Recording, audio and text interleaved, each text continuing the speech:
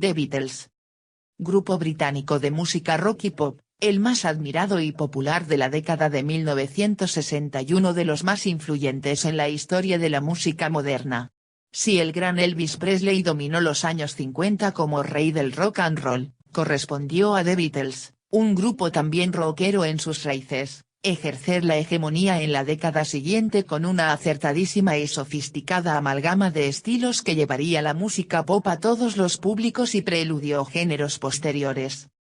En tanto que referencia de la juventud de los 60, de cuya rebeldía fueron manifestaciones fenómenos como el movimiento hippie o mayo del 68, y también en tanto que producto de consumo en una década de modas y prosperidad, hubiera podido esperarse que el fervor suscitado por aquel riquísimo vendaval musical se desvaneciese lentamente tras la disolución del grupo. Sin embargo, medio siglo después, las mejores canciones de The Beatles siguen sin parecer antiguas, conservan intacta su frescura y parecen haber ingresado en una especie de patrimonio atemporal, como si su música ya no perteneciese a una época, sino a todas las generaciones.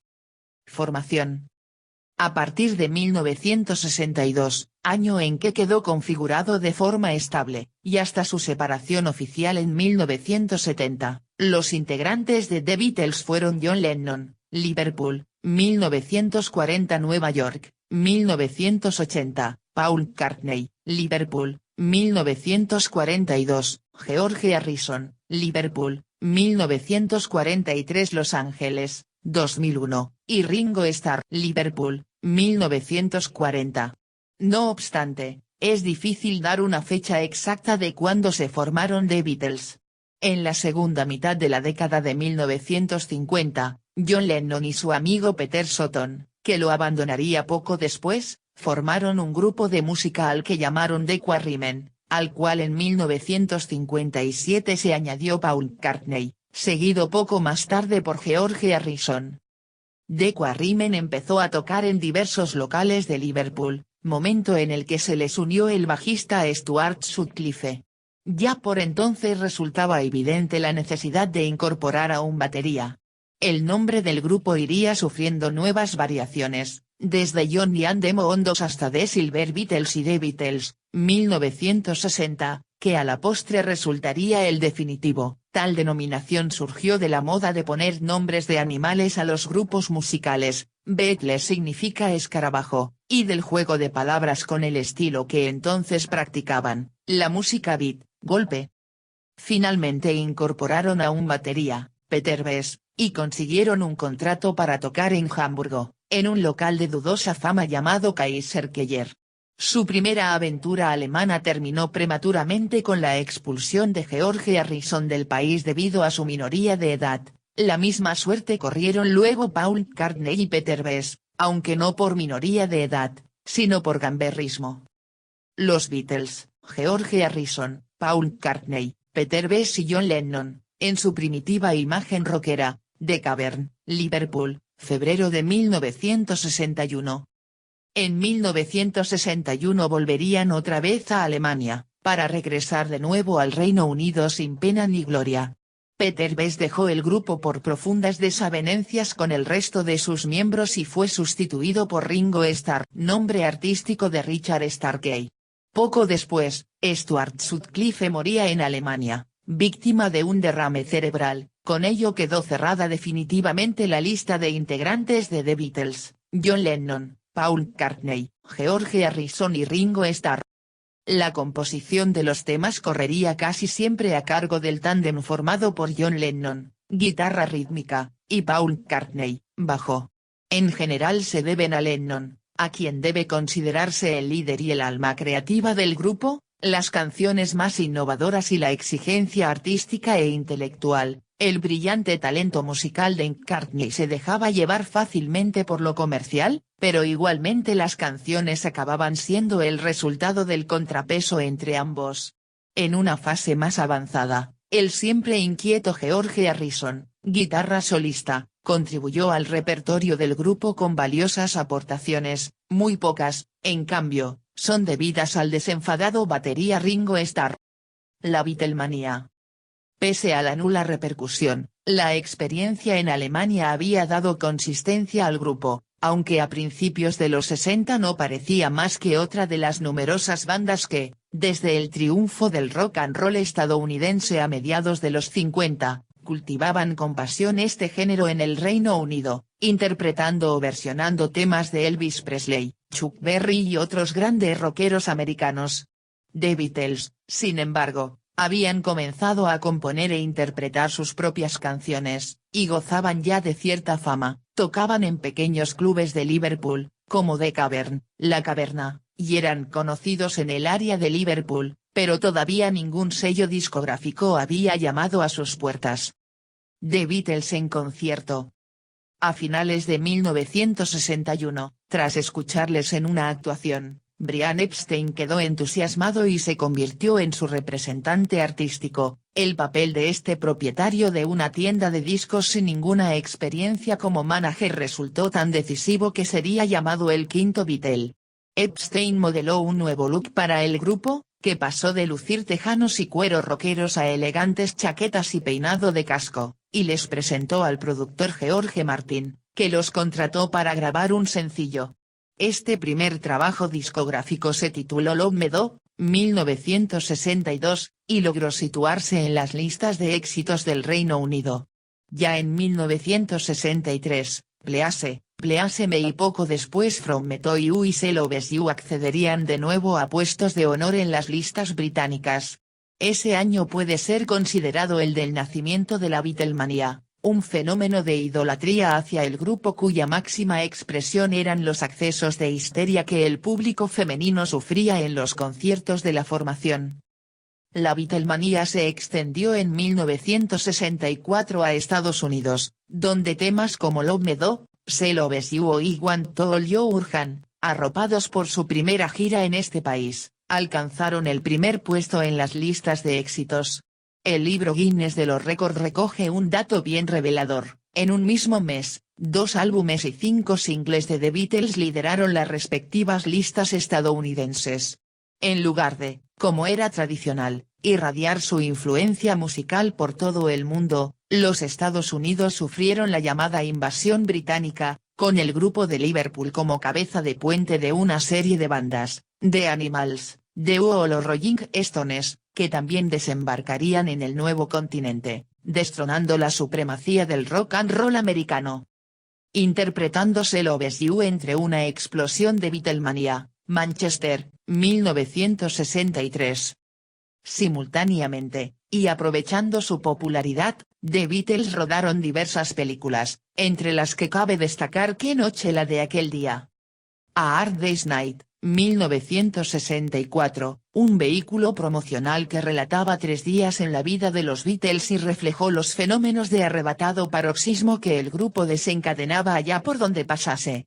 El director, Richard Lester, dio al filme un tono de humor surrealista, destrozando con el montaje las nociones de espacio y tiempo, como se pone de manifiesto en la escena en que los Beatles están a la vez dentro del tren y corriendo para tomarlo. El mismo cineasta los dirigiría en el 1965. El lanzamiento de los álbumes homónimos acompañó ambos estrenos. También por entonces se editaron los LPs Beatles for Sale, 1964, y Rubber Soul, 1965. De hecho, hasta 1965, el grupo siguió encadenando discos a una media de 2 o más por año, la mayoría de cuyas canciones fueron escritas por ellos mismos, lo que da idea de su extraordinaria fecundidad. Durante estos primeros años, The Beatles realizaron giras por todo el mundo, pero sus conciertos fueron espaciándose progresivamente, en parte por la creciente irritación del grupo ante aquella exacerbada idolatría, más orientada a sus personas que a su música. Tras ciertos incidentes a su paso por Filipinas y el sur de Estados Unidos y la polémica desatada por una frase de Lennon, "Somos más populares que Jesús", dieron su último concierto en San Francisco, en agosto de 1966. Con su retiro, la Beatlemanía se fue apagando solo en su sentido de frenesí colectivo. Siguieron siendo el grupo de referencia de su tiempo y teniendo entusiastas seguidores. Madurez y disolución. A partir de entonces se limitarían a hacer grabaciones en estudio. Empezaba así una nueva etapa en su carrera, con una nueva imagen y un nuevo estilo, más serio y profundo. Experimentando con avanzadas técnicas para crear innovadores efectos musicales, los registros de su música se ampliaron y dieron entrada al blues, al country, a parodias de los años 20, a influencias orientales y a la crítica social, elementos que quedaron armónicamente integrados en un sonido propio e inconfundible. Los Beatles en el estudio de Abbey Road.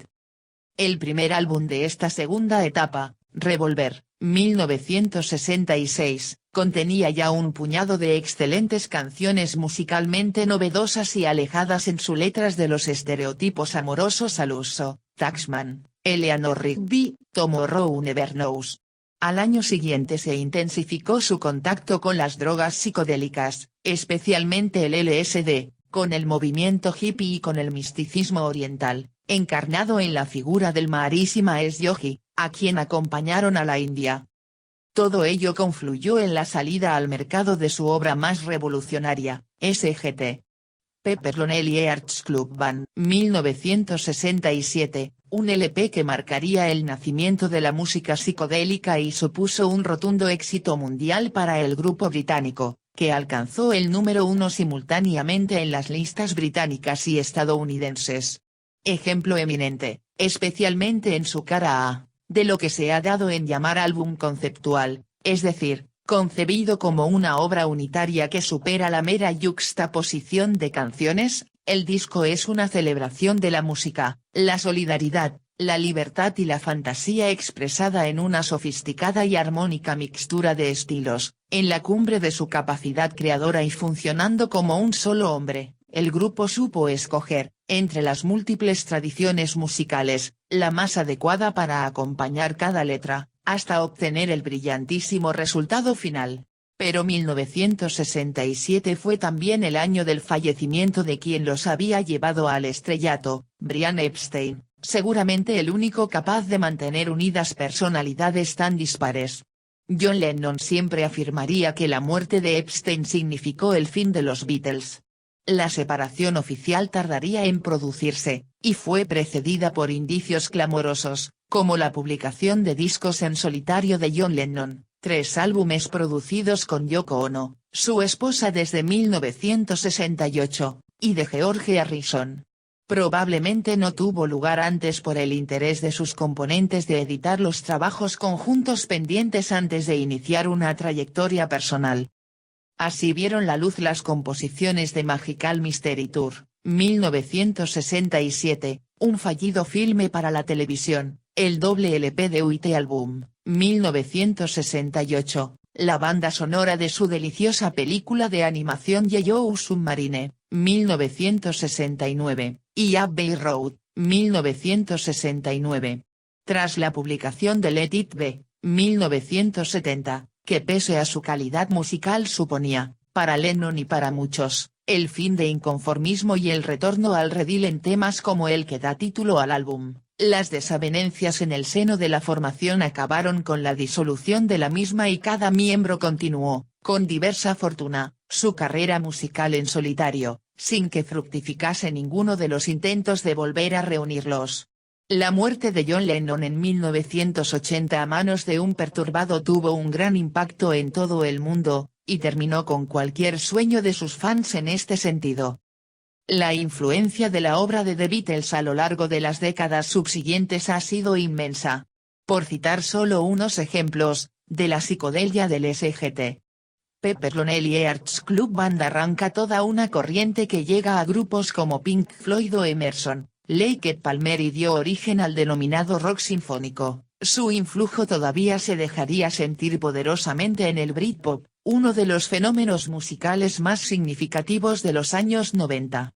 Al margen de su indudable importancia artística, The Beatles quedaron para siempre como el símbolo de un estilo de vida que entroncó perfectamente con las profundas inquietudes juveniles de la década de 1960.